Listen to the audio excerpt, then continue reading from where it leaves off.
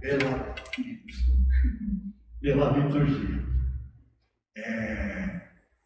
Desde que, como o Luizão falou, desde que eu fiz a faculdade, quando eu entrei na faculdade, eu já soltou alguma coisa? Segue, obrigado. Então, eu procurei me especializar mais porque o meu tema do TCC foi sobre liturgia, né? E eu tive o privilégio de ter como orientador do TCC e na banca que fez a avaliação, Dom José Roberto Fortes Palau, né? Então, um grande homem na liturgia também. Então, para mim foi um privilégio poder tê-lo como orientador e como membro da banca. Nós já fizemos a nossa oração, mas eu pediria para vocês, para a gente ficar em pé, porque nós que já somos ministros e aqueles que são candidatos, nós fazemos parte da equipe da pastoral litúrgica, né? Eu sempre falo dos ministros lá da paróquia, nas formações que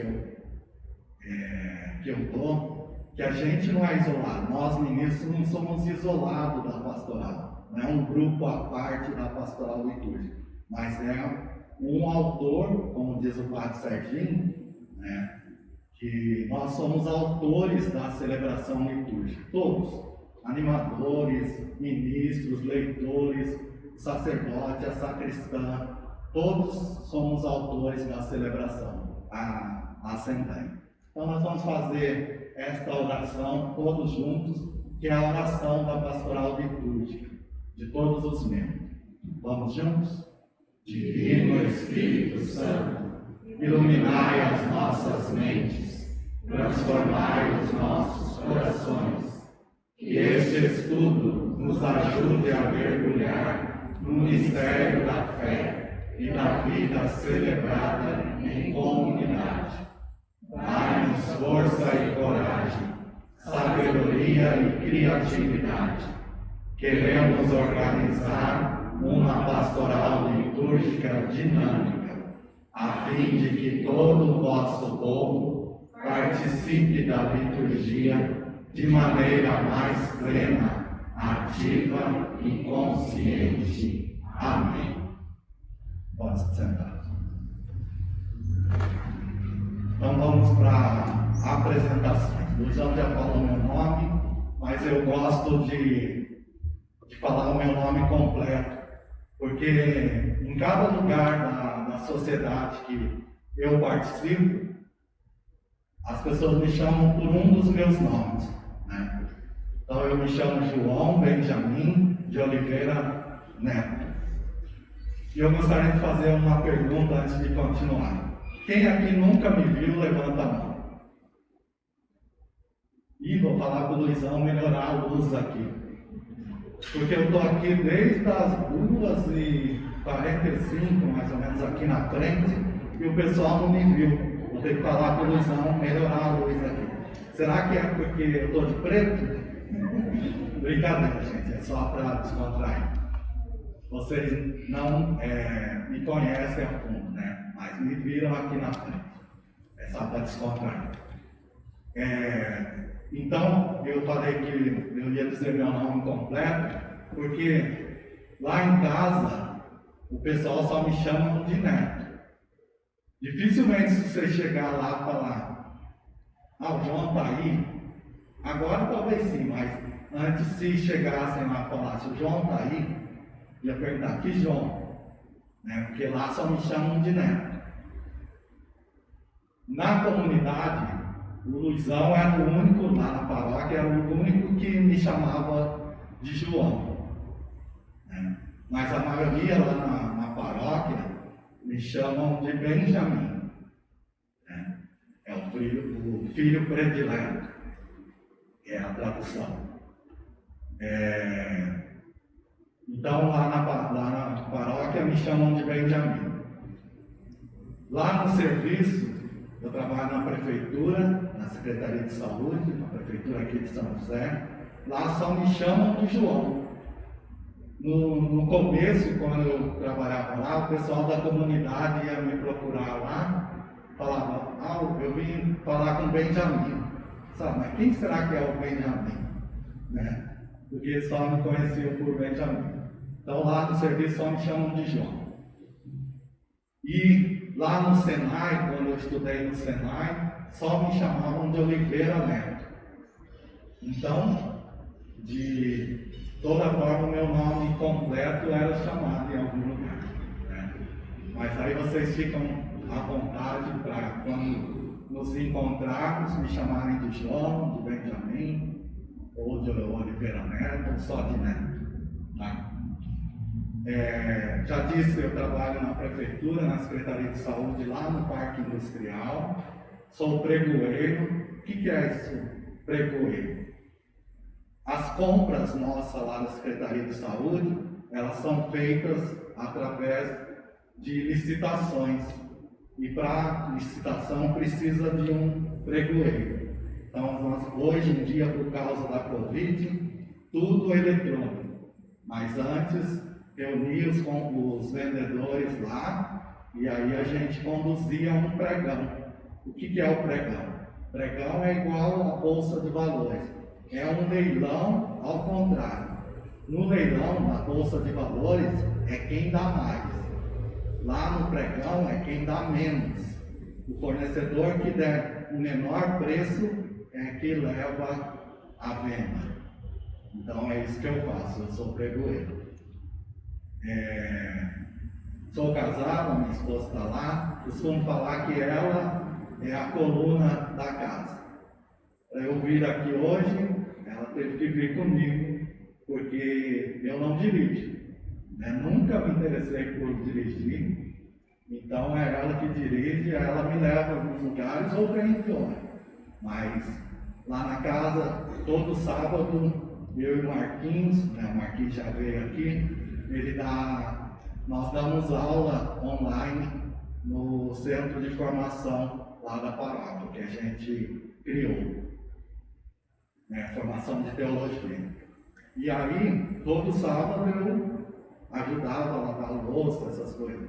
Mas agora, por conta da aula, e desde que a gente começou a dar aula, aí sobra tudo para ela. Limpar a casa, era eu que ajudava também agora. De uns tempos para cá, ficou tudo para ela. Então, nós somos casados, o ano que vem vai fazer 25 anos, agora em setembro fazemos 24 anos de casado, e o ano que vem, bodas de prata. Não temos filho, por problemas de saúde, aí não temos filho. Eu costumo dizer também que a gente, aí pergunta para a gente assim, mas por que vocês não adotaram?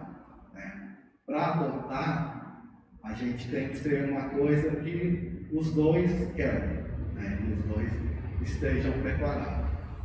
Para a gente tirar uma criança de uma casa ou da rua para adoção, precisa ter tempo, porque imagine, para os filhos naturais, precisa que os pais deem uma atenção grande, imagine para quem vai ser adotado. E a gente não tinha esse tempo, porque nós dois trabalhamos todo o tempo, tanto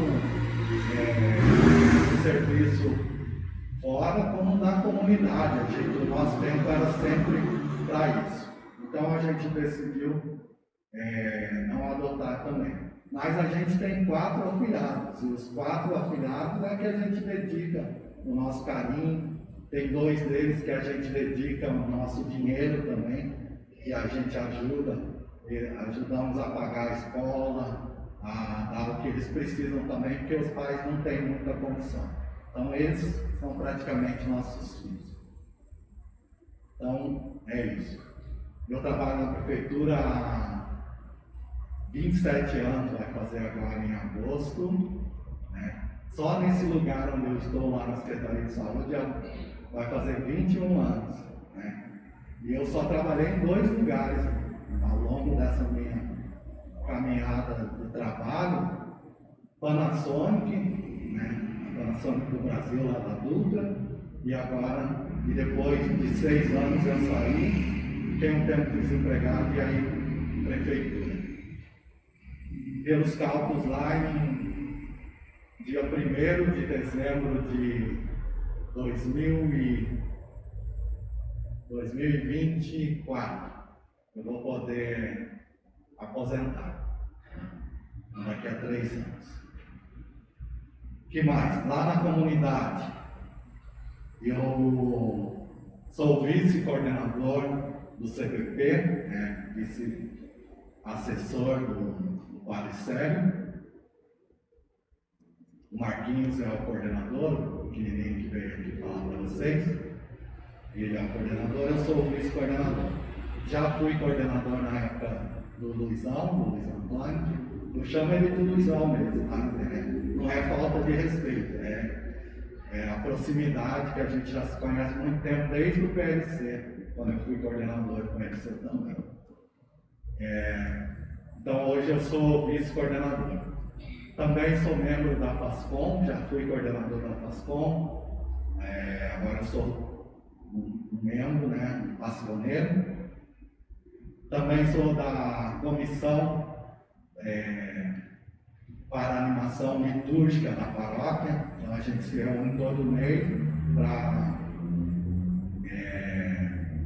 para pensar e colocar em prática a liturgia lá na paróquia.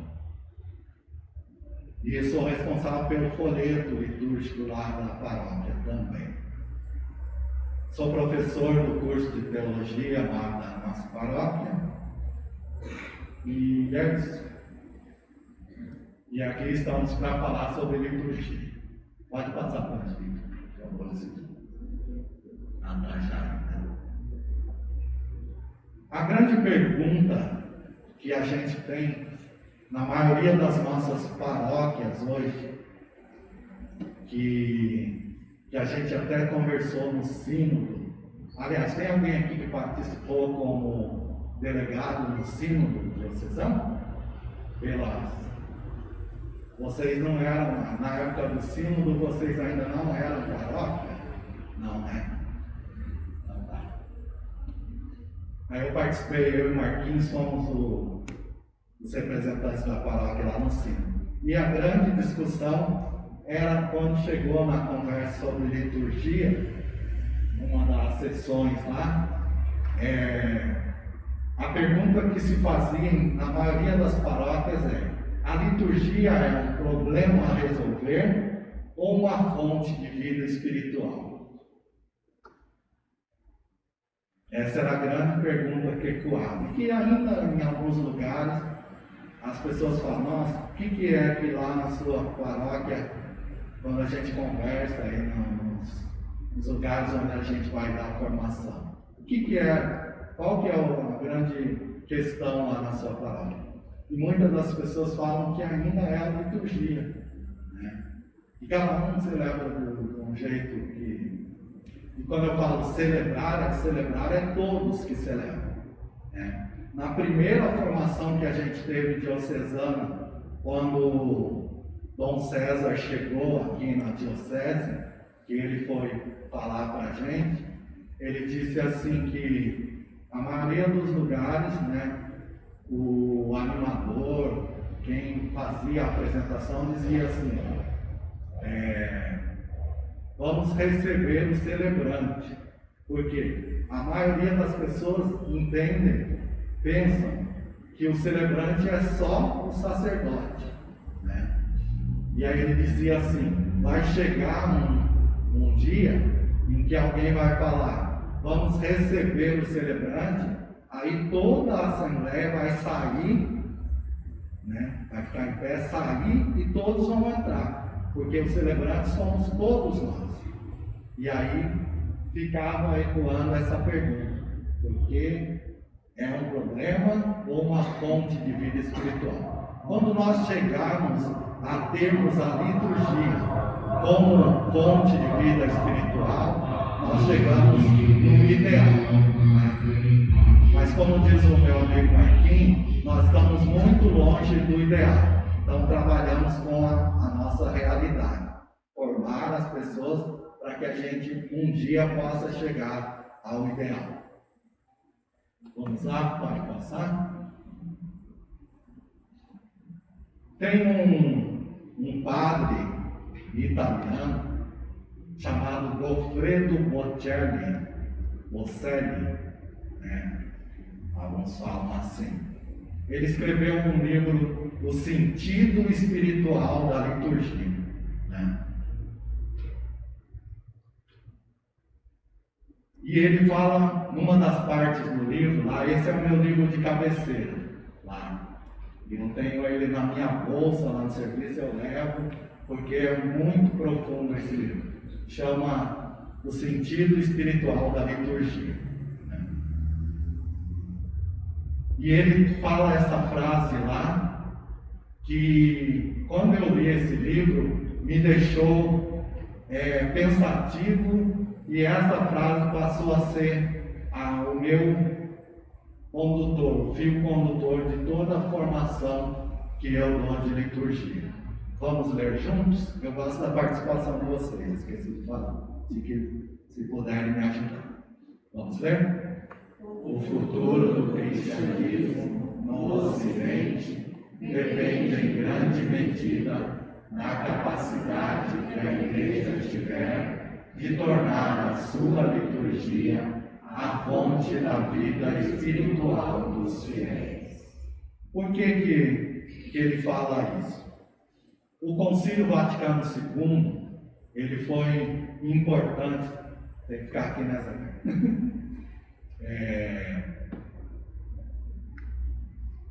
O Concílio Vaticano II, ele foi importante para uma guinada na liturgia, principalmente.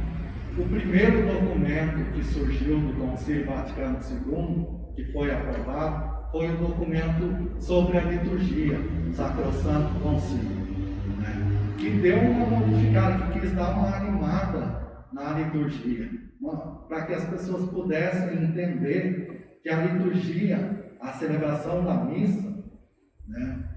A liturgia, ela é importante para a vida espiritual nossa.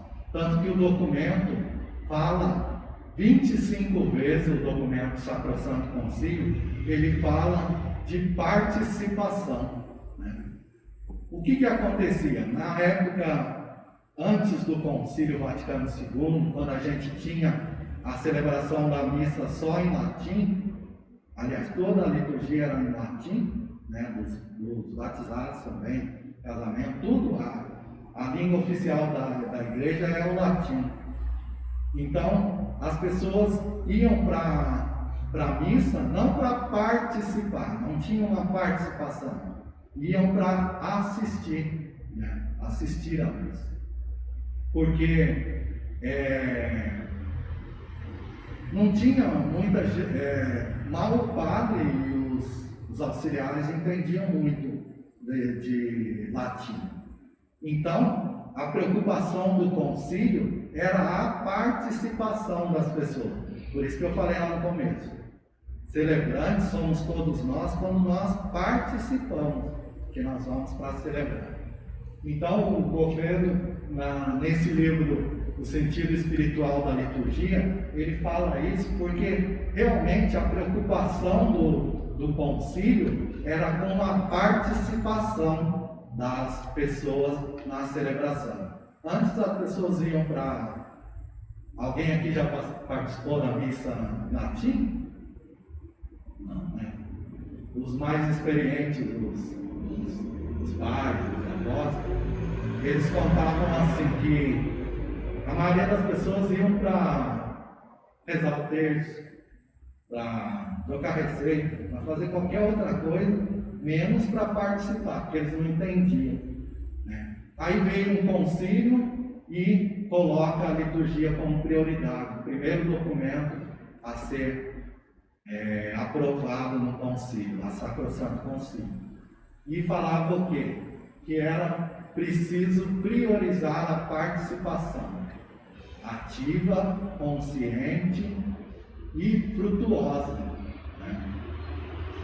Vocês viram que, volta um pouquinho para mim, seria lá na oração.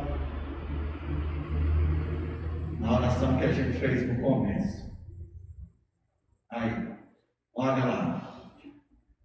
Que todo o vosso povo participe da liturgia de maneira plena, ativa, consciente, e o concílio acrescentou frutuosa.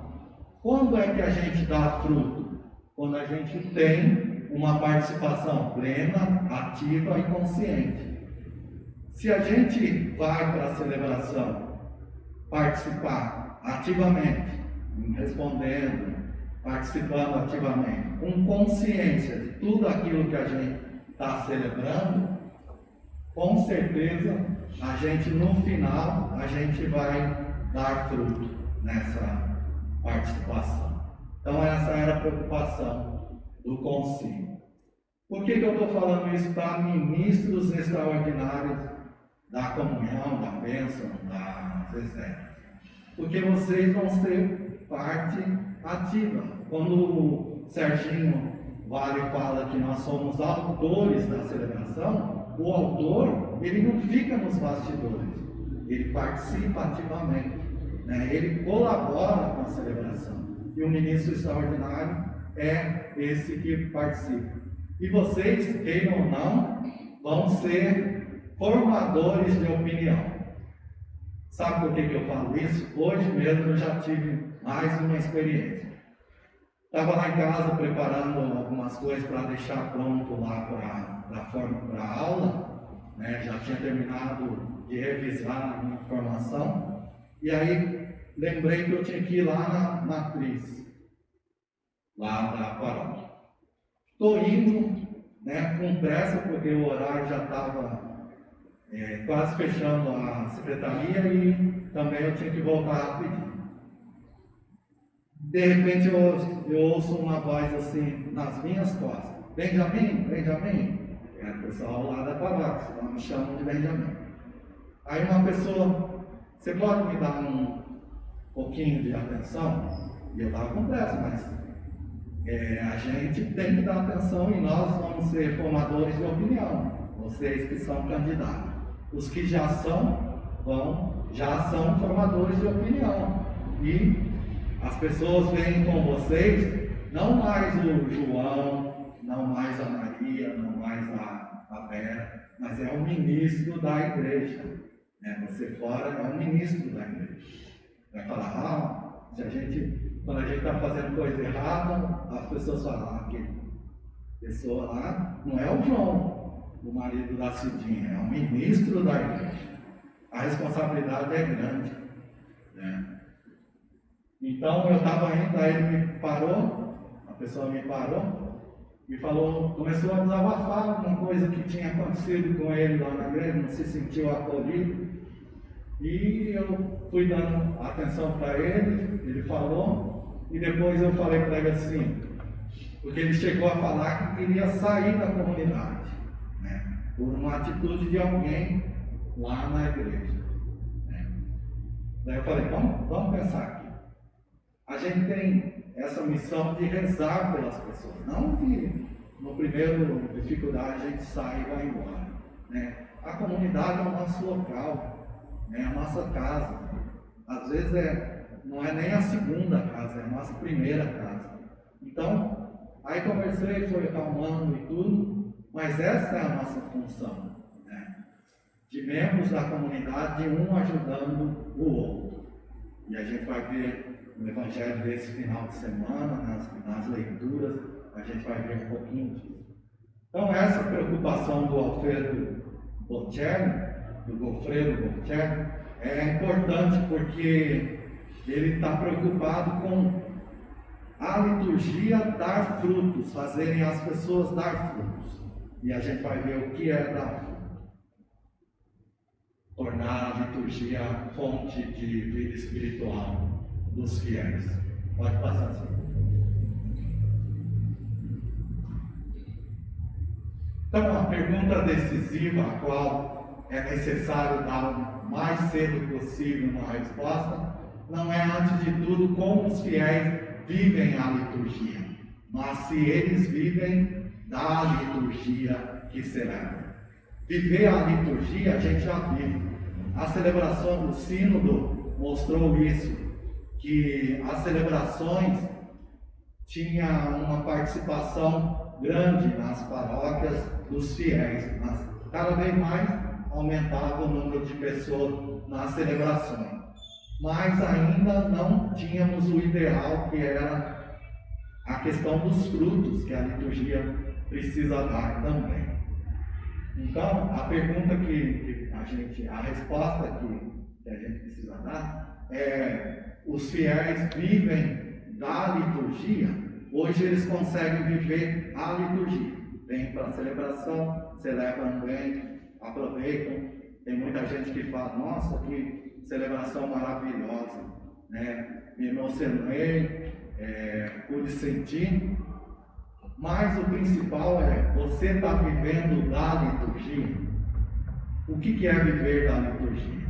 A gente vai ver. A irmã Miriam Collin, o coral diocesano da nossa diocese, leva o nome da irmã Miriam. Numa entrevista em 2015 para o site do Santuário de Aparecida, ela deu uma entrevista e ela falou essa seguinte frase. Vamos ler? A liturgia é o coração da igreja e o canto é o coração da liturgia. Isso. Então eu sempre falo: tem alguém aqui que participa do Ministério de Música da paróquia? Uma pessoa só? Herói. Então a irmã Miriam falou isso. E eu sempre falo para os músicos lá da paróquia, sempre falo para o pessoal da liturgia: eis o tudo mesmo. A liturgia é o coração da igreja. Como que a gente vai ter uma vida espiritual adequada se a gente não viver da liturgia, né?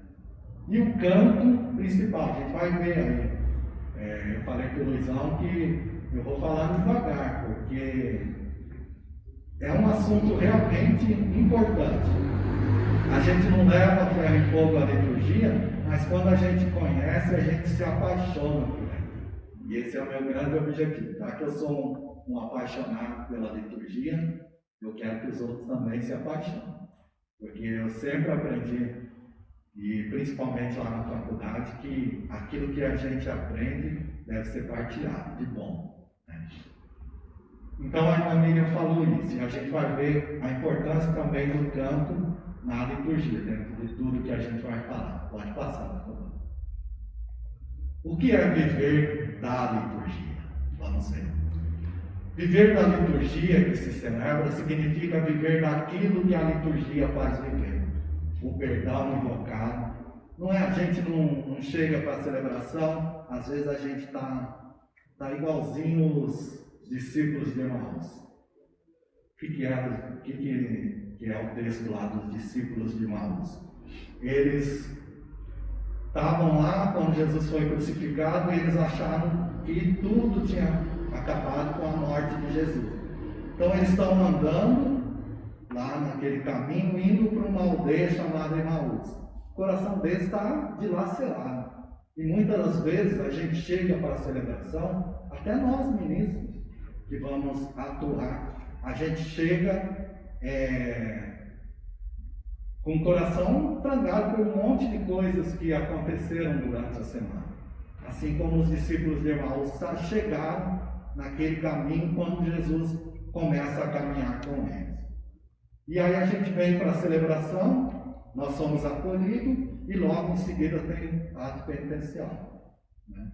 Então por isso que o Goffredo Bocelli fala que viver da liturgia é viver o perdão invocado, que a gente invoca o perdão por uma série de coisas, né? Mas a gente depois, no final da celebração, a gente não coloca isso em prática.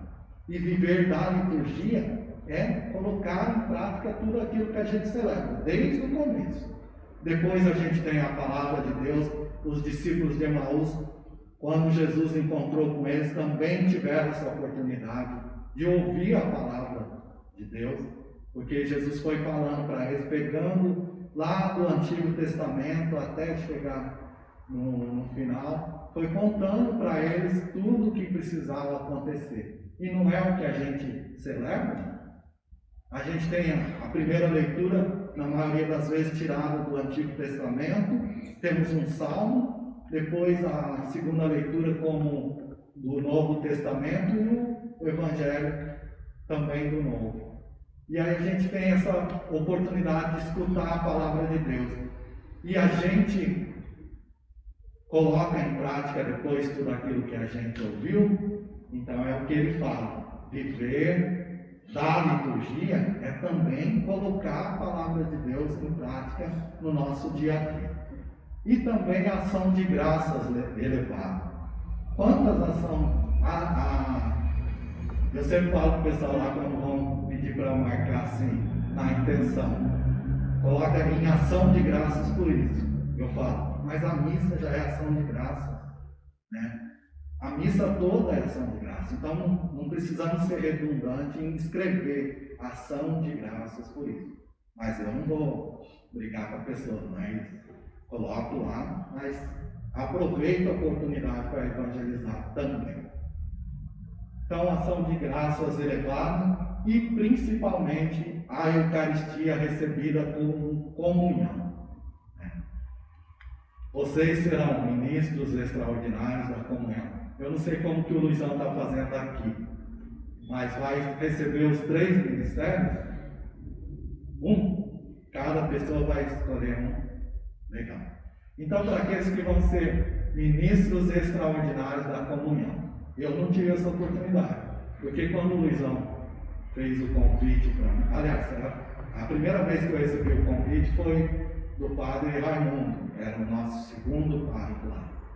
Fiz o curso, né, essa formação, mas quando chegou na conversa com ele, eu achei melhor, né, esse dia achamos melhor não assumir, porque a gente já tinha tantas outras coisas, participar do PLC diocesano, aí a gente não aceitou. Quando o Luizão chegou, passou um tempo, ele fez o convite para a gente de novo. Eu não aceitei ser ministro extraordinário da comunhão, porque eu já tinha tanta coisa que eu fazia.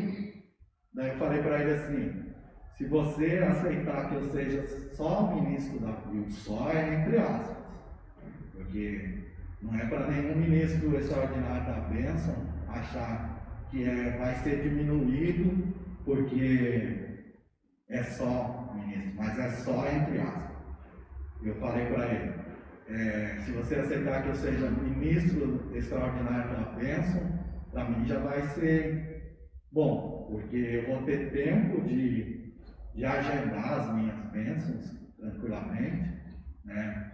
As pessoas vão me pedir, aí eu vou ver se o meu tempo dá e vai ficar mais fácil para mim. Agora, para ser ministro extraordinário da comunhão, para não ter tempo, não cumprir escala, eu falei para ele, para mim não dá, para mim não servir. Aí ele falou, não, então vamos começar com o da bênção. Aí a Cidinha foi ser ministra, ela foi durante um bom tempo ministra extraordinária da comunhão também. Então, para nós que somos ou que vamos ser ministros, principalmente da comunhão, né, a gente vai ser mais visado ainda no nosso dia a dia. Vai ser, um dia lá na Secretaria lá de Saúde, um senhor estava lá, um senhor bêbado, tentando agendamento lá, não sei o que ele foi fazer lá também, ele conseguiu entrar lá, e ele estava sentadinho lá. Ele falou, eu ia passando para ir para levar um documento num lugar. Daí falou, aquele cara que manda na igreja de São Bento. Falou assim. E eu não mandava nada, era um membro lá, mas ele me conhecia de lá, que eu estava sempre na frente lá. Então a gente, queira ou não, nós somos vistos pelas pessoas, né? Então, aqui a Eucaristia que a gente recebe, a gente deve viver lá fora, né? Eu tenho um colega lá do PLC, quando eu morava em Santana, ele dizia assim, nossa missão, quando a gente vai para a celebração da missa, é importante porque se a gente comunga, a gente é transformado no Cristo, não é isso? Então, as outras pessoas de fora, quando olharem para a gente, tem que ver o Cristo que está na gente, né? Então, o Goffredo Bocelli fala, viver da liturgia é viver também a Eucaristia recebida como comunhão. Como falar em comunhão se ainda tem pessoas fora da mesa, né? Essa era a grande questão. Eu e o Marquinhos sempre conversamos sobre isso, mas é para uma próxima assunto. Vamos lá, assim. Uma celebração litúrgica não é um evento feito de boas ideias e de cânticos fantásticos. A liturgia não é feita nem inventada. É algo vivo que foi crescendo numa fé de séculos. Uma celebração litúrgica e um acontecimento sagrado e venerável. A liturgia é cativante quando é sentida. E é o próprio Deus que está presente nos seus sinais sagrados e nas suas preciosas orações, muitas vezes antiguíssimas. Então nós não temos que inventar roda, né? Uma vez uma pessoa falou para mim assim: agora nós vamos ter uma liturgia mais animada, uma liturgia mais para frente, né? Agora nós vamos arrasar porque o Papa escreveu um documento chamado Papa Bento, né, Yucat, que é o Catecismo Jovem. Aí nós vamos pegar lá no número 136 do Yucat. É isso aí que está escrito. Uma celebração litúrgica não é um evento feito de boas ideias e de cânticos fantásticos. A liturgia não é feita nem inventada, né? Colocar elementos novos para ajudar as pessoas a celebrar melhor, sim, mas não inventar, né? É aquilo que o Papa fala no Yucat. Podemos ver. A motivação inicial para a liturgia. O zelo de Jesus com a liturgia, quando ia celebrar com seus discípulos a ceia pascal, onde instituiu o sacrifício do seu corpo e sangue, o Cristo Senhor mandou preparar uma sala ampla e mobiliada. A igreja sempre julgou dirigida a si esta ordem, estabelecendo como preparar as pessoas, os lugares, os ritos e o texto para a celebração. Então, não é uma coisa que vem de agora, mas uma coisa que o próprio Jesus tinha esse zelo com a liturgia. Quando ele foi celebrar a primeira ceia, né, a ceia pascal, a última ceia, ele pediu para os discípulos para preparar. Então, as nossas celebrações não podem ser alguma coisa de qualquer forma, mas preparado. Por isso que eu falei da pastoral litúrgica, né? Desse conjunto de autores que vão dando esse corpo à pastoral. Pode passar. Isso está lá na instrução geral do missal romano, né? O que é a instrução geral do missal romano? Quando a gente compra um aparelho eletrônico, vem um manual de instrução, né? A liturgia, ela tem, a celebração da missa tem uma instrução geral do missal romano. Se vocês ainda não conhecem, quem aqui conhece a instrução geral do missal romano? Poucos. Que bom, que a gente vai poder falar. Se vocês tiverem um dia curiosidade, ou joguem lá na internet, ou vá na sacristia e peguem o missal. Vocês vão ver que lá no missal tem uma instrução. É um manual, né? Como tem os aparelhos. Só que a gente está lidando com o sagrado. Então aquilo lá é onde vai nortear a celebração. Então aquela frase que eu li lá antes, está na instrução geral. Volta um pouquinho para mim, só assim. Olha lá, instrução geral do missal romano, número 1. Né? Então tem isso, que a igreja sempre julgou assim esta ordem de Jesus. de preparar as pessoas. Depois, no Sacrosanto Concílio, número 11, tem também isso que eu falei para vocês, a questão da participação ativa, consciente e plena. Animar a vida litúrgica, levando em conta um contexto social, histórico, cultural e eclesial das comunidades. Então, por isso que eu falei, não é a ferro e fogo, mas respeitar, o Sacrosanto Concílio diz, respeitar o contexto social, histórico, cultural e eclesial das comunidades, mas sem inventar a roda, né? Ela já está inventada. Então, para a participação ativa, consciente e plena de todos na celebração, para dela colherem os frutos. Então, aquilo que a Sacrosanto Concílio dizia da participação ativa, consciente e plena, aí acrescenta-se o frutuosa para posterior à celebração, né? Para colher os frutos espirituais. No Sínodo Diocesano, vocês podem pegar o documento conclusivo do Sínodo, no número 146 tem isso. O Sínodo se debruçou sobre a participação dos fiéis na celebração litúrgica, tal qual desejada pelo Vaticano II. Os sinodais constataram que existe uma boa participação, mas ainda insuficiente, sendo preciso aprimorar a qualidade de nossas liturgias. Documento conclusivo número 146. Então, qualidade, né? Participação já estava tendo, mas a questão da qualidade. Podemos passar? A instrução geral do Missal Romano, eu estou vendo vocês com o papel que vocês receberam, isso era para nortear. Quando eu recebi o convite, o Luizão me passou uns documentos que era para nortear a minha formação. Aí dentro disso aí eu escolhi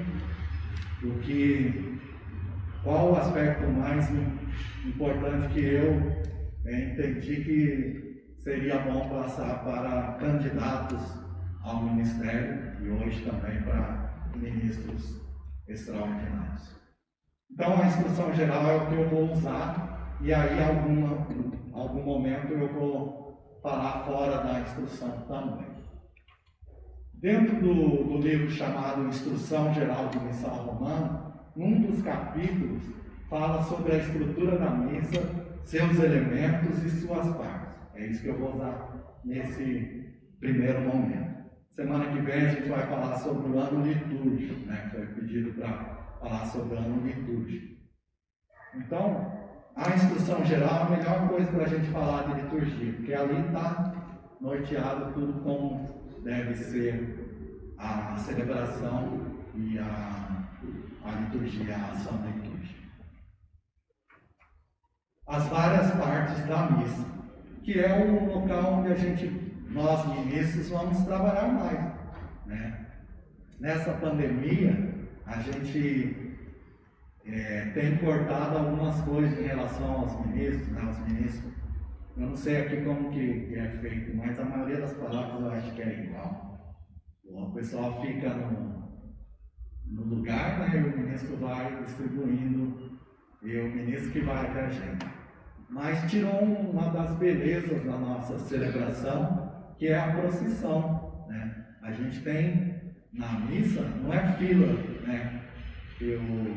Às vezes o pessoal falava comigo lá, e eu já fui muito radical, hoje não.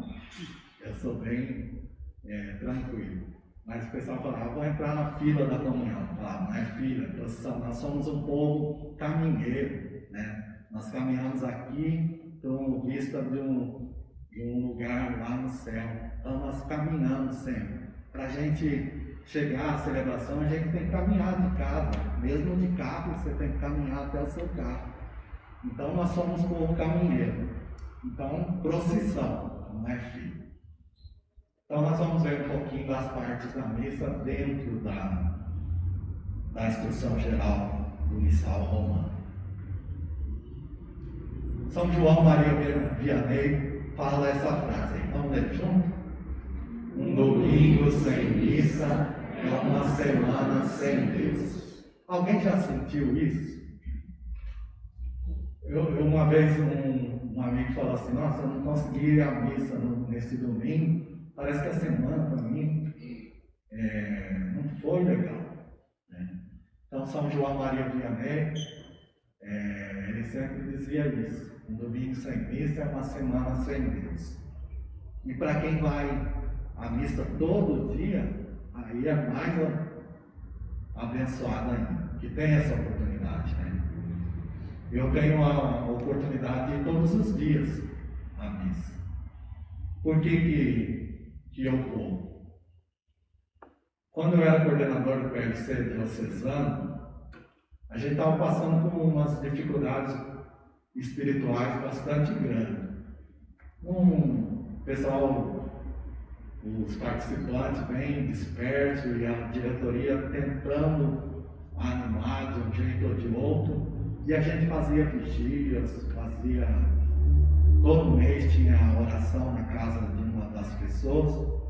E numa dessas orações que a gente estava fazendo, quando eu era coordenador, a palavra que me veio era Eucaristia diária, coisa que eu não fazia. Tinha oportunidade, mas não fazia. Daí comecei a pensar, eu vou começar a missa todos os dias. Nessa época, eu trabalhava lá no Paço Municipal. E comecei a pensar assim: para eu poder ir à missa todos os dias, vai exigir de mim um pouquinho de sacrifício. Porque o único lugar que eu poderia ir à missa era um lugar que tivesse uma missa 7 horas, próximo, né, todos os dias, 7 horas, próximo lá no Paço Municipal, que eu pudesse não chegar atrasado, né, porque não adianta nada eu cobrir um santo e descobrir outro, porque eu iria chegar atrasado no serviço e não é isso que Deus queria de mim, que eu cumprisse também com o meu compromisso de cidadão. Aí comecei a pensar, aí descobri a missa na Matriz São José todos os dias, porque na segunda-feira não era missa, mas era celebração. E aí eu poderia participar. Aí comecei a ir lá todos os dias, estava dando certinho, mas para isso demandava sacrifício, porque eu tinha que acordar 5h30 da manhã. Porque, como eu falei para vocês, eu não dirijo, então eu teria que pegar um ônibus mais cedo, chegar lá no horário, participar da missa e depois ir para o Paço Municipal. Aí, beleza, fomos durante esse tempo. Aí depois descobri que no Maria Imaculada tem missa às 6h30 da manhã, pelo menos tinha, né? Depois de um certo tempo passou a ser 7 horas também. Aí 6h30 para mim era o ideal. Continuava acordando cedo, mas podia participar da missa sempre, todos os dias. E aí no final de semana, ia na paróquia, normal, sábado eu ia à missa lá, até porque eu tinha compromissos em algumas celebrações, e no domingo, a minha missa de trabalho sempre foi às 7 horas da manhã. Então eu ficava no data show e estava participando, tranquilo. Aí era de segunda a segunda missa. Aí mudei para o Parque Industrial. Nova mudança nas coisas. Vamos participar da missa todos os dias. Segunda-feira, a única paróquia que tem missa lá na nossa região era Bosque dos Eucaliptos e Satélite, celebração com o diabo. De novo, pegar ônibus, deslocar mais cedo para lá. Daí eu aproveitava quando eu ia à missa lá no Satélite, que foi a escolhida, na Brava Espírito Santo. Eu chegava bem mais cedo, porque eu tinha que pegar aquele ônibus para chegar lá. E lá não é tão distante, né? Chegava mais cedo, aproveitava, terminava de rezar o terço, fazia a liturgia das horas lá antes, porque eu chegava bem cedo. E depois participava da missa. Então tudo isso foi contribuindo para a minha vida espiritual. Tanto que as nossas dificuldades lá no CRC, a gente começou a ter mais ideias de como vencer e conseguimos. Né? Então é importante. Um domingo sem missa, mas para mim virou uma semana mesmo sem missa. É uma semana sem missa. Por que ir à missa? Muitas pessoas falam, já cumpri a obrigação. Já cumpri a minha obrigação. E eu falo para vocês que são candidatos ou que são ministros, mas por que está falando para mim? Porque vocês vão afirmar, vocês serão formadores de opinião. Alguém vai procurar isso em vocês e vocês vão poder orientar. Cumprir a obrigação, muitas pessoas ainda acham isso. O Marquinhos sempre fala assim que colocam a missa misturado com Silvio Santos. Antigamente falava isso, que domingo sem Silvio Santos, futebol, macarronada e missa não era domingo, né? Marquinhos sempre lembra isso. Mas colocavam a missa junto com um monte de coisa que era secular, né? Mas São João Vianney, Maria Vianney não, falava que um domingo sem missa é uma semana sem Deus. Então, muitas pessoas ainda acham cumprir a obrigação. Algumas crianças falam para agradar os pais, os avós, catequistas. Eu tenho uma aluna lá que o filho dela falou para ela assim: mãe, eu vou até o final da crisma porque você quer. Depois que eu receber meu canudo lá, né, tratam a crisma como se fosse uma escola. Depois que eu receber meu canudo, que eu estou crismado, tchau, igreja. Então muitos ainda pensam assim, para agradar os pais, para os avós, os catequistas, né? Eu tenho um amigo lá que ele é professor também, e os filhos dele não gostam de ir à missa. Mas eu acho fantástico que ele não força. Porque se a pessoa for forçada, ela vai até um certo ponto. Depois que ela não precisar mais, ela não vai. Ela precisa ser apaixonada, ir para participar mesmo. Se for só de corpo presente, né? Ou encontrar os amigos, ver garotas, garotos. Eu vou fazer uma meia-culpa aqui, a Cidinha vai fechar o ouvido, mas eu já falei isso em outra formação. Quando eu era moleque, na minha adolescência, eu ia em 3 missas, né, participar. Não é porque eu gostava, não. No sábado, era porque era a missa do grupo onde eu participava. Nós éramos responsáveis, missa à noite. Depois, às 10 horas da manhã, era a missa dos jovens, eu ia ver as garotas. Ia lá na missa para ver garota, né? Não era para outra coisa. E a missa das 5 horas era a missa que eu ajudava a cantar. Então tinha essas missas, e era a missa que o PLC também participava. Então muitas das pessoas vão para isso, para ver garotos, os jovens vão, né, para passar o tempo, ter um motivo para sair de casa. Mas a missa ela é importante, a celebração litúrgica ela é importante para a nossa vida espiritual. Pode passar. Encontro com Deus, esse é o principal. Algumas pessoas falam, eu vou para encontrar com Deus com as outras pessoas. É a grande celebração. Tem um livro também,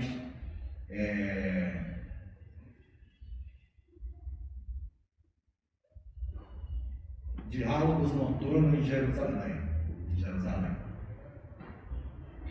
O cardeal Martim que escreveu.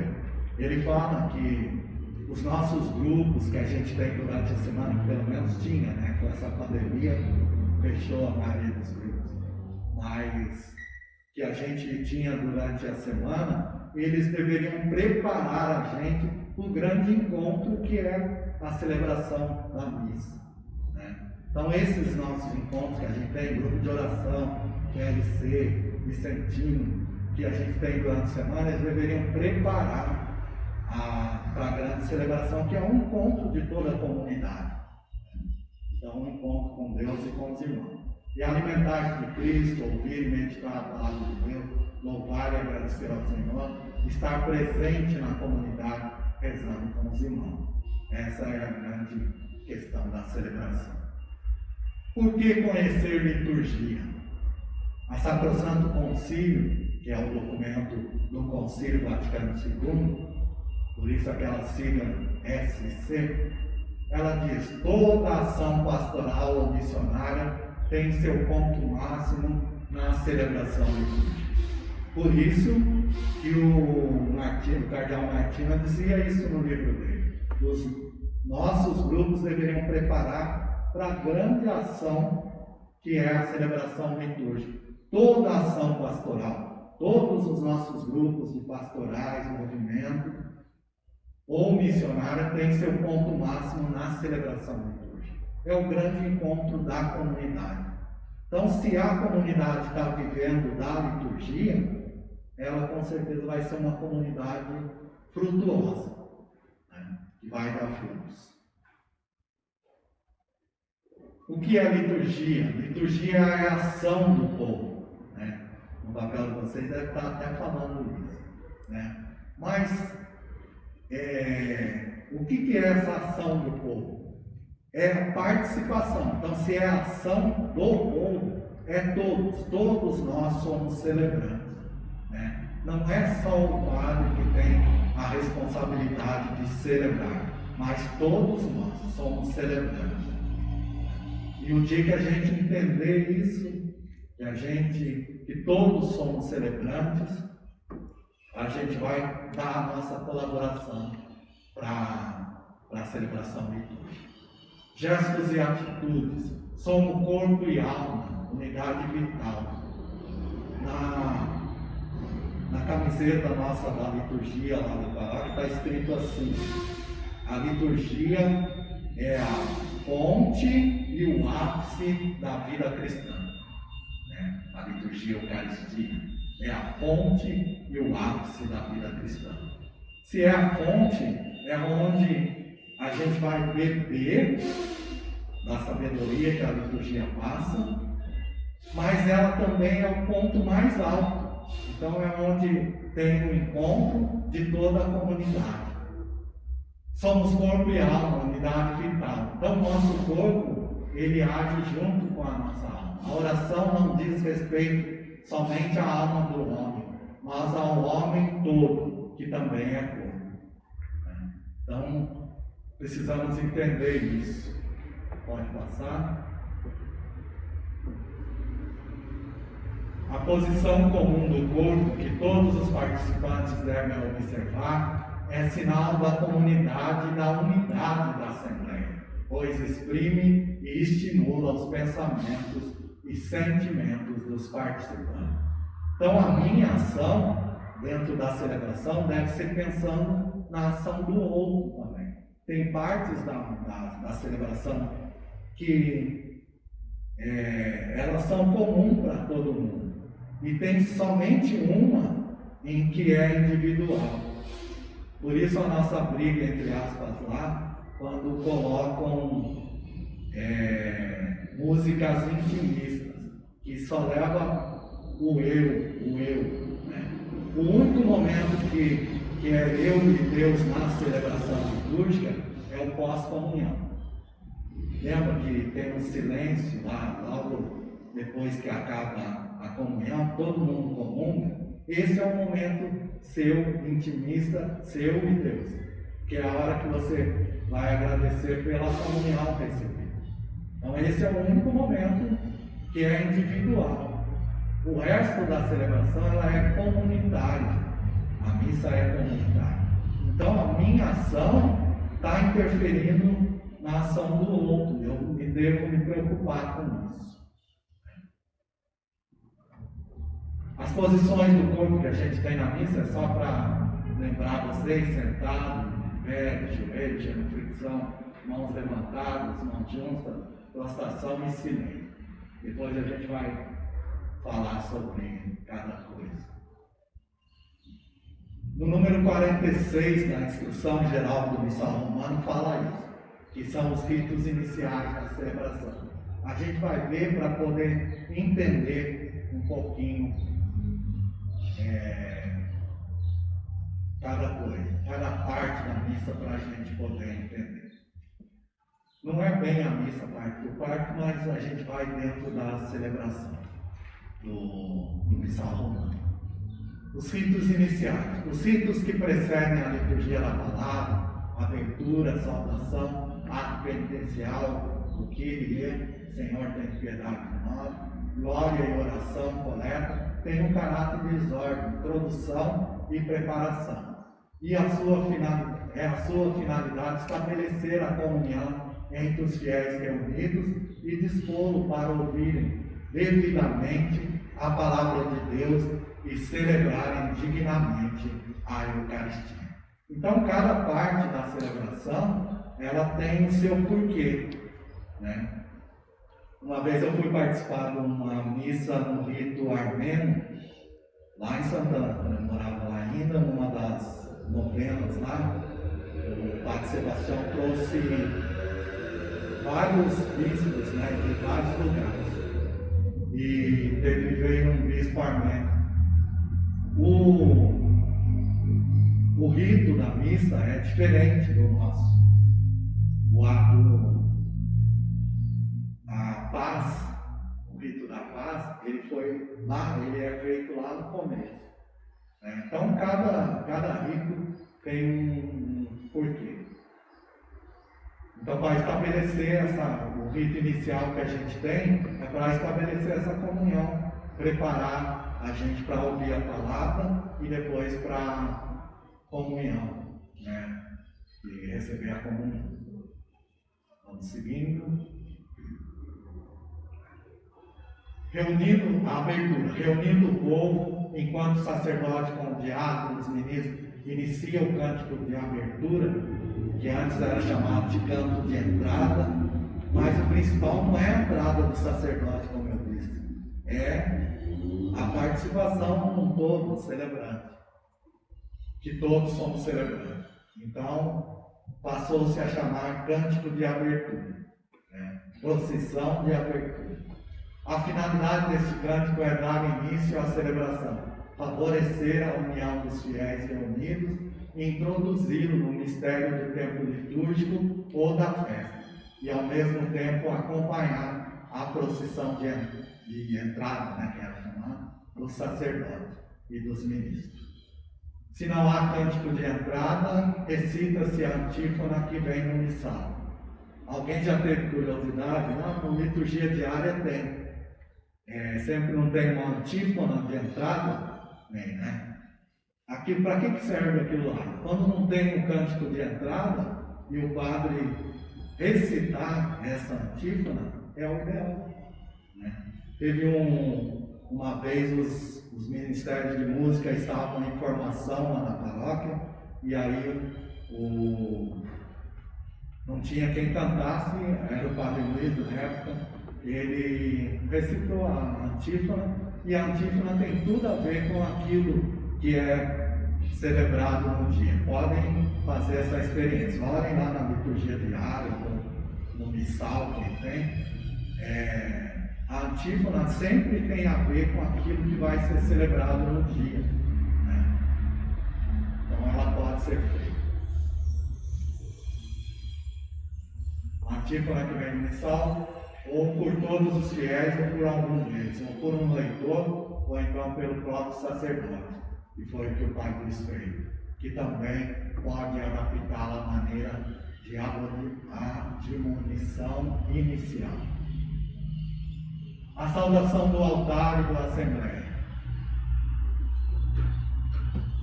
O número 49 fala: chegado ao presbitério, o sacerdote e o diácono e os ministros saúdam o altar com uma inclinação profunda. Em sinal de veneração, o sacerdote e o diácono beijam então o altar e, se for oportuno, o sacerdote incensa a cruz e o altar.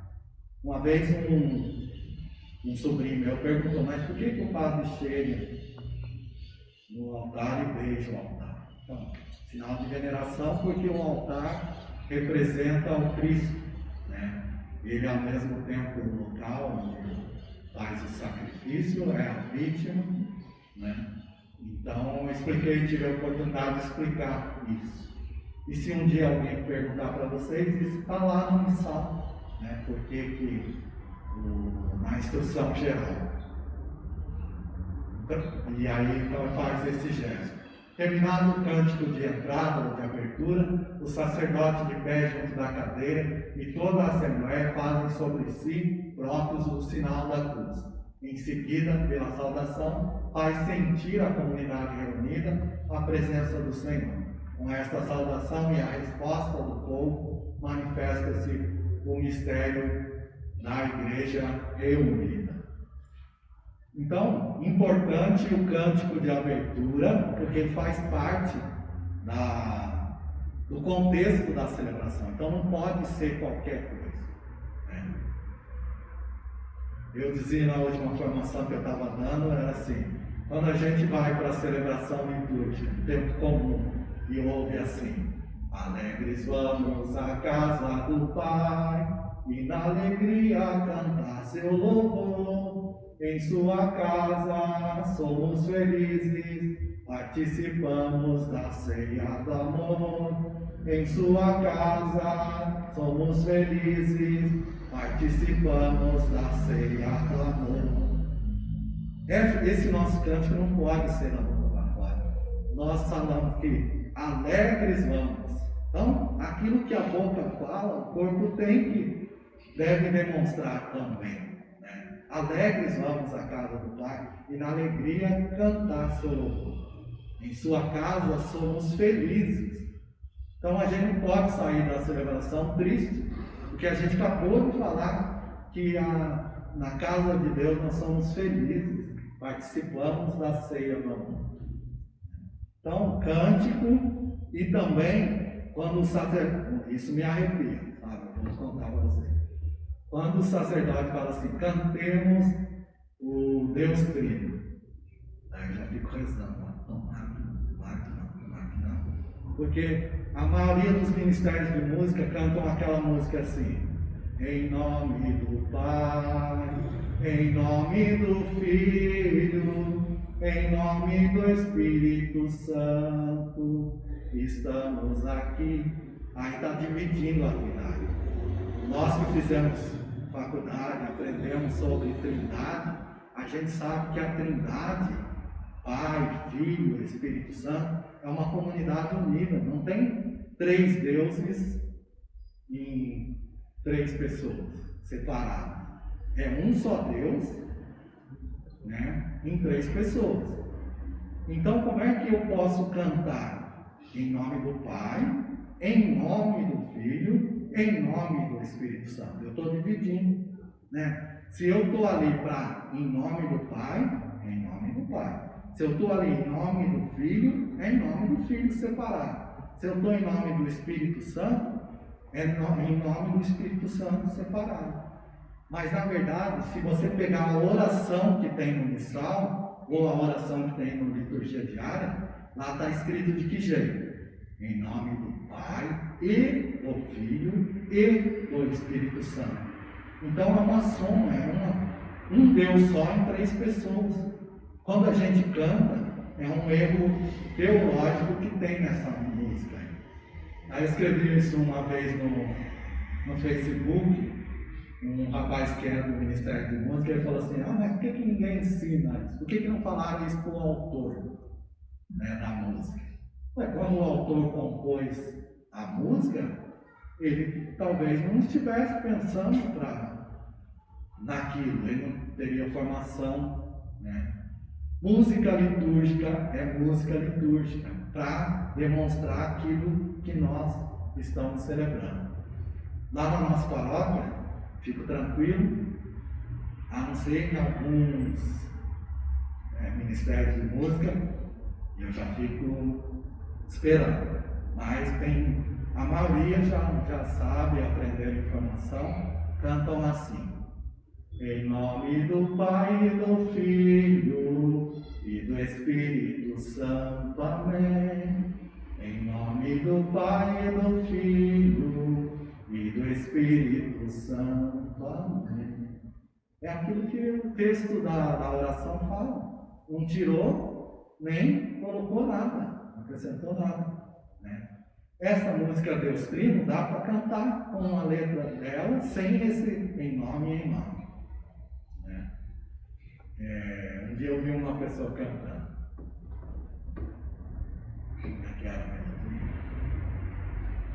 Em nome do Pai e do Filho e do Espírito Santo, estamos aqui. Em nome do Pai e do Filho e do Espírito Santo, estamos aqui. Então, é simples. É só trocar, tirar o que está de errado na música e colocar. Por quê? A gente sabe que não se divide a Trindade. Daqui estou achando que não vai dar nem para falar nem metade do que. Daí a gente mas eu preciso passar isso aqui para vocês, porque nem todo mundo tem contato com a instrução geral do Missal Romano. E é uma riqueza que a gente tem na nossa igreja e muitas vezes a gente não aproveita.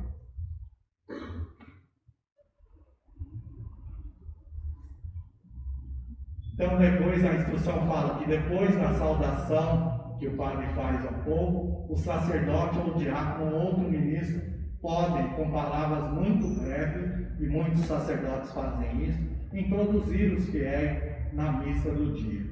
O que é introduzir? Nesse final de semana, nós celebramos o 6º domingo da Páscoa. Vamos ouvir nas leituras isso. Isso é introduzir, colocar o pessoal a par do que vamos celebrar. Então, a instrução geral fala que o sacerdote, o diácono ou outro ministro. Lá na nossa paróquia, quando o Luizão chegou, nós demos a ideia para ele de tirar aquele comentário inicial do começo e colocar justamente aí. Depois que o padre fizesse a saudação, o comentarista, o animador, entrava e fazia a introdução do povo no mistério ser celebrado. Então, por isso que a irmã Miriam falava aquela frase, né? Que a liturgia é o coração da igreja, né? E o canto é o coração da liturgia. Porque é importante, o canto não é separado da liturgia. E o dia que os ministérios de música entenderem isso, que eles também são parte integrante da pastoral litúrgica, aí a gente vai chegar perto do ideal. Vamos lá. Ato penitencial. Em seguida, o sacerdote convida ao ato penitencial, qual, após uma breve pausa de silêncio, é feita por toda a comunidade com uma fórmula de confissão geral e termina com a absolvição do sacerdote. Essa absolvição, porém, carece da eficácia do sacramento da penitência. Então, não é porque eu participei do ato penitencial que eu estou absolvido de todos os pecados. A instrução geral fala que carece da eficácia do sacramento da penitência. O que a pandemia veio ajudar a gente nesse tempo, em que não tem tanta confissão presencial assim e atendimento individual? Aí o bispo, que é o único que pode modificar a liturgia no local, é o bispo, não é nem o sacerdote. É que eu não vou ter oportunidade de mostrar toda a instrução geral para vocês. Mas tem um número da instrução que diz que ninguém pode modificar a não ser o ordinário local. O ordinário local é o bispo, né, que responde pela diocese dele. Ele pode modificar a liturgia.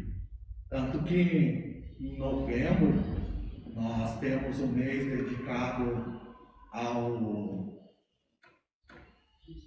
dízimo, né? E que tem aquela celebração da partilha.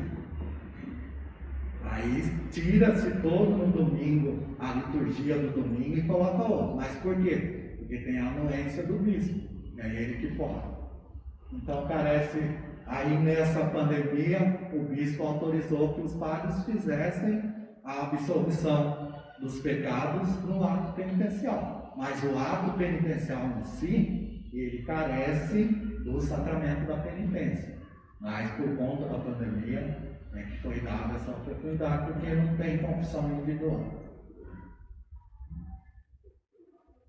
Ao domingo, principalmente no tempo pascal, que é esse que a gente está vivendo, em vez do costumado ato penitencial, pode-se fazer por vezes a bênção e a aspersão da água em memória do nosso batismo. Daí tem as fórmulas, né? O que é depois do ato penitencial diz sempre o Senhor tem piedade de nós, a não ser que já tenha sido incluído no ato penitencial. Vocês já devem ter notado que em algum momento da celebração, em alguma missa que vocês tenham participado, que o padre logo depois do canto ou depois da oração, ele voltou lá e disse: Senhor tem de piedade de nós, Cristo tem de piedade de nós, Senhor tem de piedade de nós. Sempre que na fórmula do canto ou da oração não tiver o Senhor tem de piedade, ele volta e faz isso. Por isso que vocês ouviram. Vamos lá, então é isso que fala. Daí o Glória, a instrução geral diz que o Glória é um cântico, uma oração antiquíssima e venerável, hino com que a igreja congrega no Espírito Santo, glorifica e suplica a Deus e ao Cordeiro. E não é permitido substituir o texto desse hino por outro. Vamos cantar glória, glória, aleluia, glória. Que não tem o texto completo da oração. Então, pensar sempre que o canto do glória deve ser o texto que é da oração. Então, tendo o que está contido na oração, beleza. Pode ser com palmas, sem palmas. Mas as pessoas perguntam, mas pode bater palma. A palma não faz parte da liturgia. Mas, para quem acha que favorece a participação, beleza. Esse é o objetivo da celebração, é a participação. E depois dá frutos.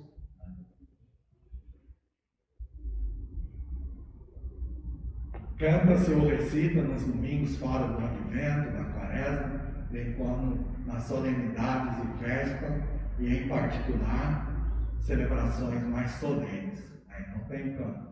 Às vezes, durante a semana é dispensado o canto do glória, mas quando tem solenidades, que às vezes caem durante a semana, aí pode-se cantar.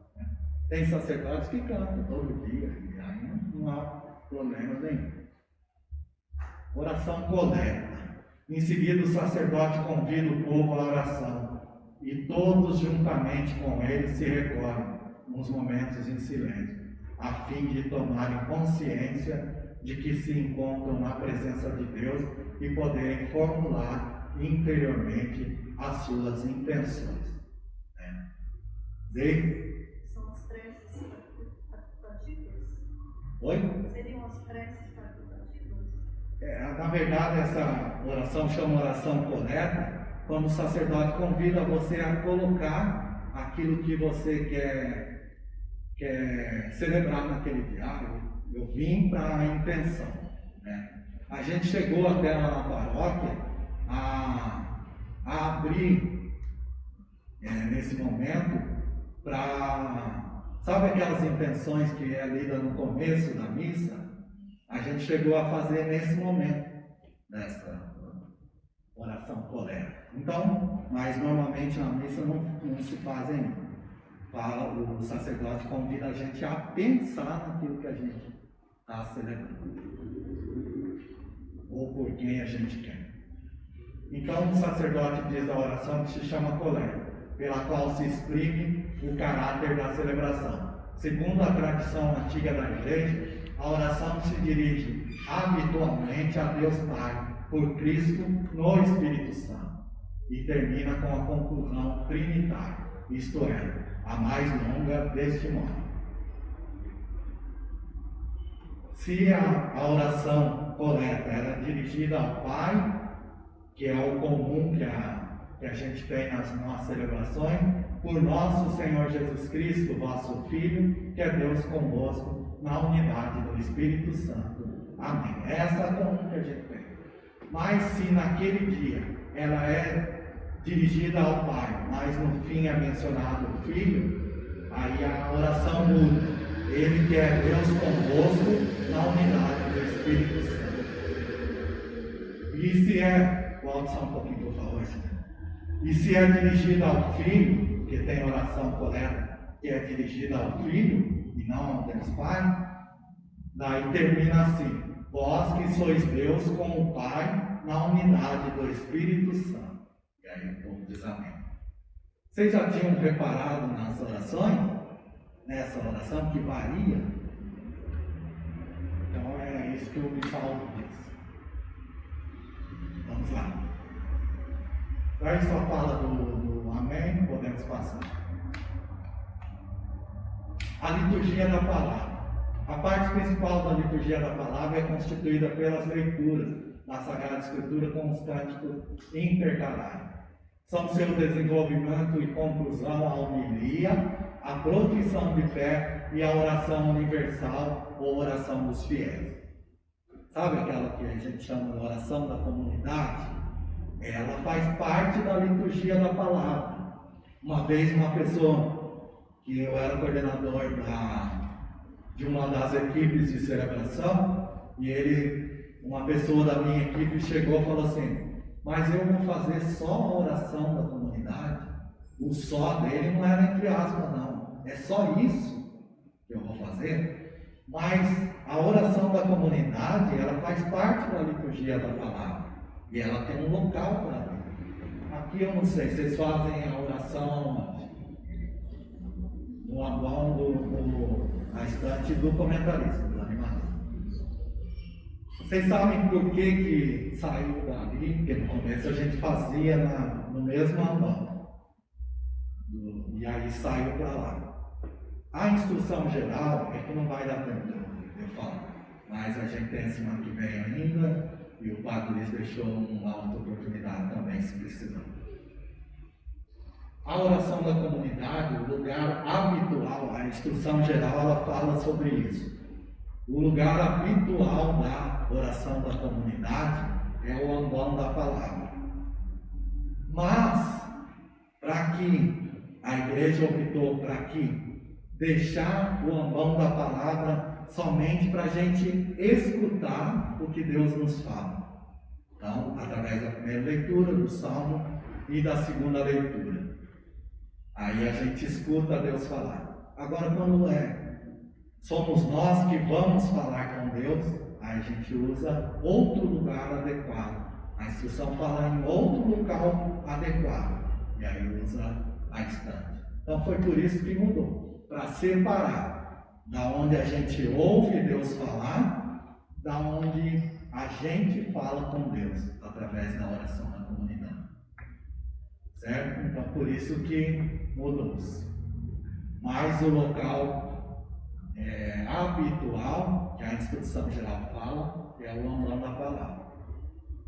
Um dia eu estava participando na missa de uma paróquia que não era minha. Foi a primeira vez que eu vi a oração da comunidade ser feita fora do ambão da palavra. Daí no final eu fui falar com o padre, né? Por que estava fazendo aquilo, se a instrução geral dizia isso. Aí ele falou justamente para mim isso, que é para diferenciar da onde que a gente fala com Deus e da onde a gente ouve Deus falar, certo?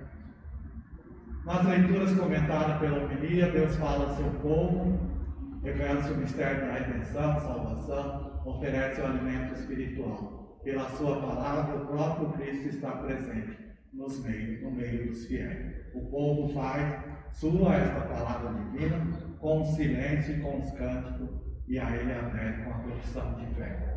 Então tudo isso faz parte. Assim alimentado, eleva a Deus as suas preces na oração universal, que é a oração da comunidade, pelas necessidades de toda a igreja e pela salvação do mundo inteiro.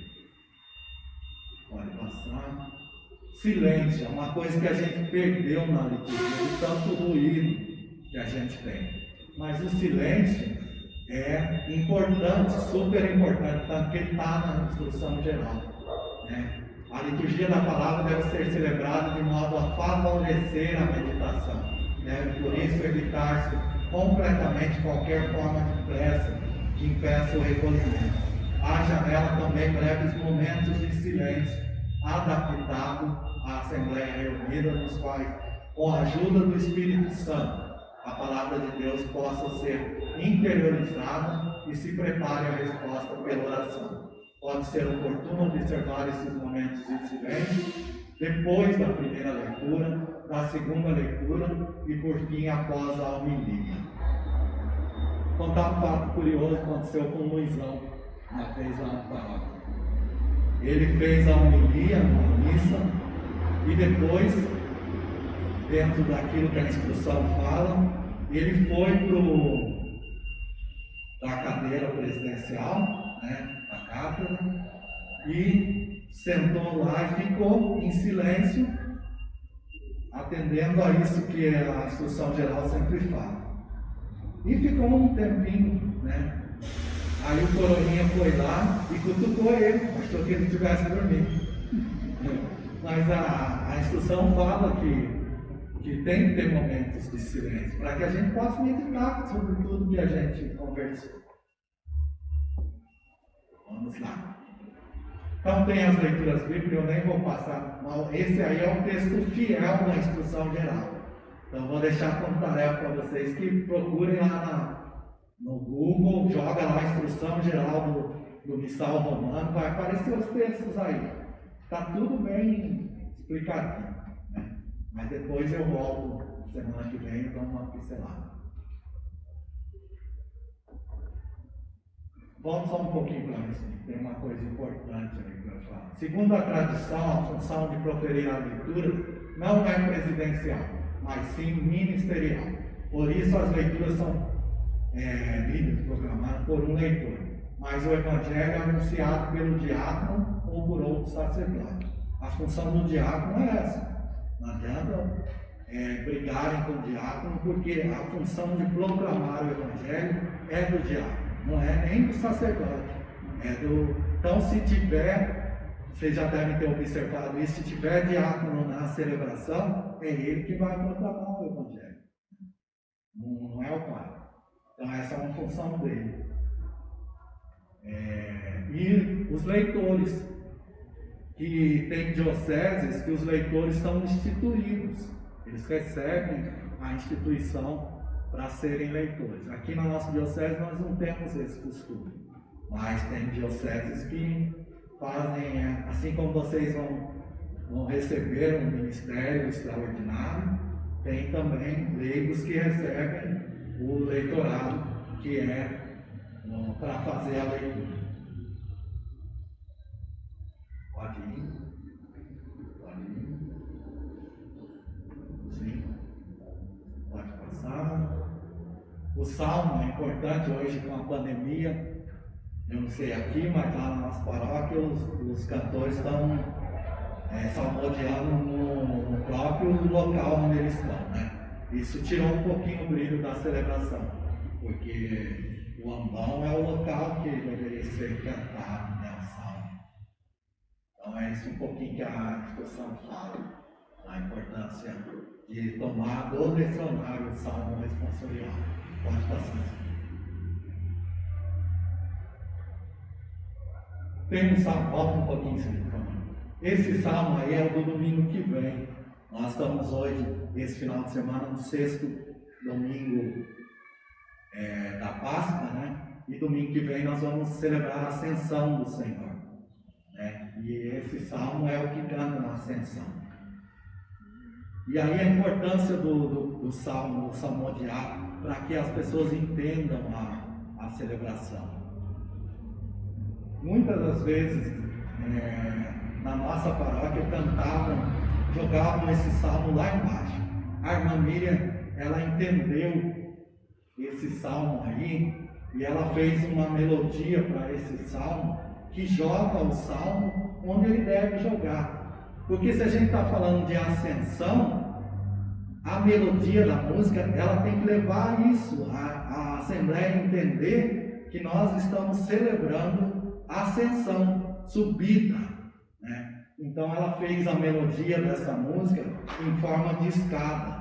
Para quem conhece música, vai saber que os tons da melodia que ela colocou formam uma escadinha, tom mais baixo, mais alto, vai formando como se fosse uma escada. Então antes, lá na paróquia, cantava assim, antes dos músicos terem formação. Por entre aclamações, Deus se elevou, o Senhor subiu ao toque da trombeta. Na opinião de vocês, essa melodia está subindo ou está descendo? Descendo, né? Olha a melodia que a irmã Miriam colocou. Por entre aclamações Deus se elevou, o Senhor subiu ao toque da trombeta. Termina alto, então vai. Por entre aclamações Deus se elevou, o Senhor subiu ao toque da trombeta. Viram a diferença na melodia? Então é importante isso também, a gente ficar atento. Porque a gente vai poder ajudar os ministérios de música também a entender um pouquinho mais a liturgia. Ah, eu sou ministro, o que eu tenho a ver com...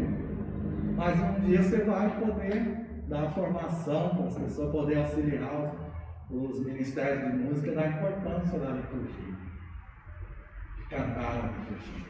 Então temos a aclamação evangelho, não tem tanto que colocar. A aclamação evangelho, os cânticos, é só lembrar que precisa estar em sintonia com o evangelho que vai ser lido. Vai passar assim, já está acabando, né? A homilia é parte da liturgia da palavra e é recomendada. O único dia que não precisa, que é dispensado da liturgia, é na missa durante a semana. Se o padre não quiser fazer, se o sacerdote não quiser fazer a liturgia, a homilia, depois da leitura, ele não precisa, não é obrigado. A instrução fala que durante a semana não é necessário ter liturgia. Então, uma missa mais rápida, para quem tem que trabalhar, então é dispensada a homilia. Mas ela é importante, faz parte da liturgia da palavra, e aí a instrução diz que no domingo não pode se deixar de ter a homilia. Parte importante. Mas vocês vão ver lá nos textos que está bem explicado. Podemos ir. A profissão de fé, o texto, às vezes o texto comum é substituído por aquele símbolo niceno rola nossa é de Constantinopla. Constantinopolitano. Falando devagar, a gente consegue. Então, que é aquele mais longo e mais bonito. Aquele mais longo, ele contém todo o nosso símbolo de fé. Então, ele deveria ser feito todos os domingos, mas alguns sacerdotes não gostam. Então, vamos lá. A oração universal, eu já falei, que ela foi substituída para cá por causa quando a gente fala com Deus. Então tem todo na instrução fala de como que deve ser a oração, quem prepara deve observar que a oração primeiro é pela igreja, depois pelos governantes, e assim tem todo um ritual, todo um jeito para preparar. Pode passar, senhor.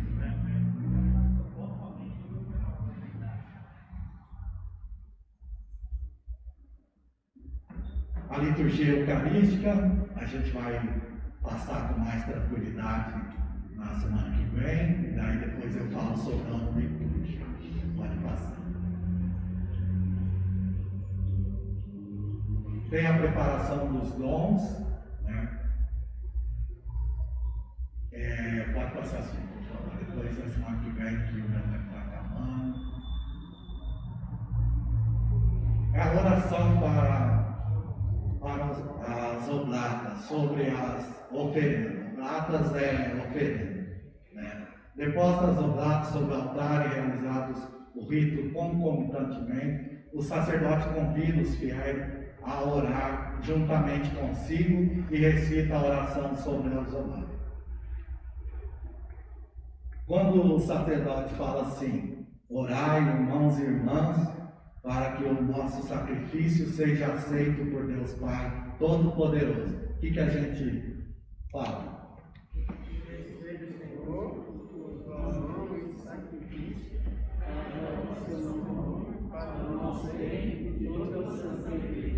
Receba o Senhor ou a Senhor?